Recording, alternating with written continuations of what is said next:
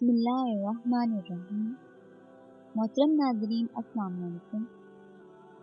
حضرت موسیٰ بن عمران علیہ السلام نے بنی اسرائیل کو یہ تعلیم دی تھی کہ وہ 7 دنوں میں سے ایک دن خدا کی عبادت کے لیے مخصوص کر دیں اور اس دن دنیاوی کاموں اور خرید و فروخت سے باز رہیں، اور جو دن اس مقصد کے لیے معین کیا گیا وہ اگرچہ جمعہ کا دن تھا، لیکن بنی اسرائیل نے خواہش کی کہ اس کی بجائے ہفتے کا دن عبادت کے لیے مخصوص کر دیا جائے۔ اس بنا پر ہفتے کا دن ہی ان کی عبادت اور تعدیل کا دن قرار پایا۔ چنانچہ اس روز بنی اسرائیل کا اجتماع منعقد ہوتا اور حضرت موسیٰ علیہ السلام انہیں واعظ و نصیحت کیا کرتے تھے۔ اس طرح کئی سال گزر گئے اور بنی اسرائیل تب یعنی ہفتے کے دن کا احترام کرتے ہوئے اسے خدا تعالیٰ کی عبادت کے لیے مخصوص سمجھتے تھے۔ چنانچہ اس دن وہ کسی دنیاوی کام کو ہاتھ نہ لگاتے اور خدا کی عبادت اور تسبیح و تقدیس میں مشغول رہتے تھے۔ پھر جب حضرت موسیٰ علیہ السلام رحلت فرما گئے تو ان کے بعد بنی اسرائیل کی زندگی میں کئی تبدیلیاں رونما ہوئیں، لیکن وہ ہفتے کے دن کو محترم ہی سمجھتے رہے۔ اس کے بعد جب حضرت داؤد علیہ السلام کی نبوت کا زمانہ آیا تو بنی اسرائیل کا ایک گروہ جو دریا کے کنارے واقع گاؤں ایلا میں رہائش پذیر تھا، اس نے ہفتے کے دن کا احترام برقرار نہ رکھا اور وہ لوگ اس دن مچھلی کا شکار کرنے لگے۔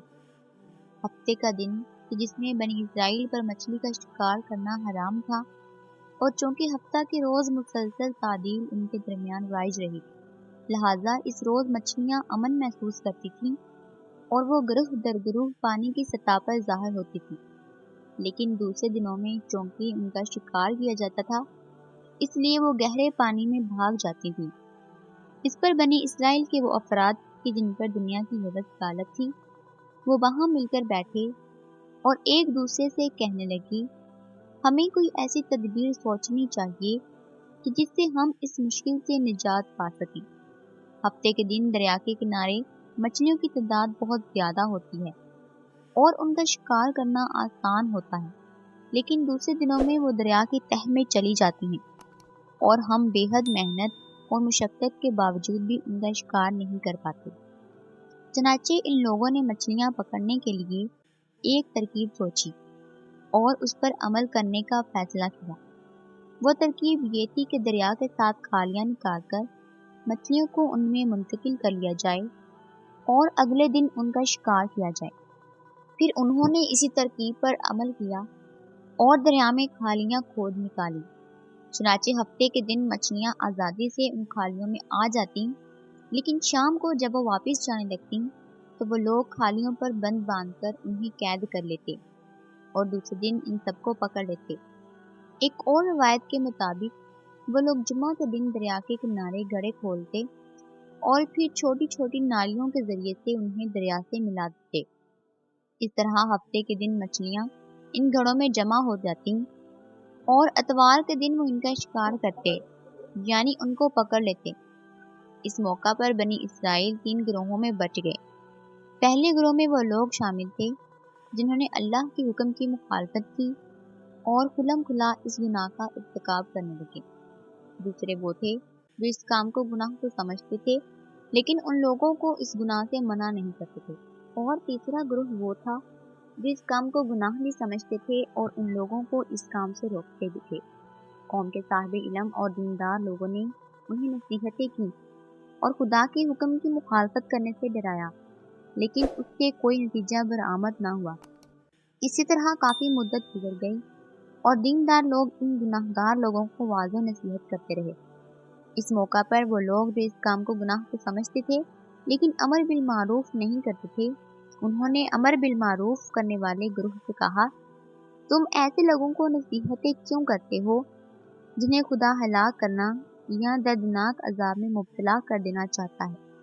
نصیحت کرنے والوں نے کہا، ہم اس قوم کو اس لیے نصیحت کرتے ہیں کہ خدا تعالیٰ کی بارگاہ میں ہمارا عذر قائم ہو جائے۔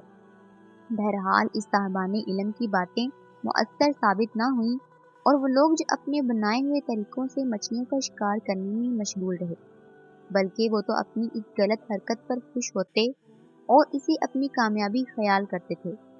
जब नसीहत करने वालों ने देखा कि लोग उनकी बातें नहीं मानते और बराबर गुनाहों में मशगूल हैं, तो उन्हें दुख हुआ और उन्होंने कहा, अब हम शहर से आगे चलते हैं, अब हम तुम लोगों के साथ नहीं रहेंगे।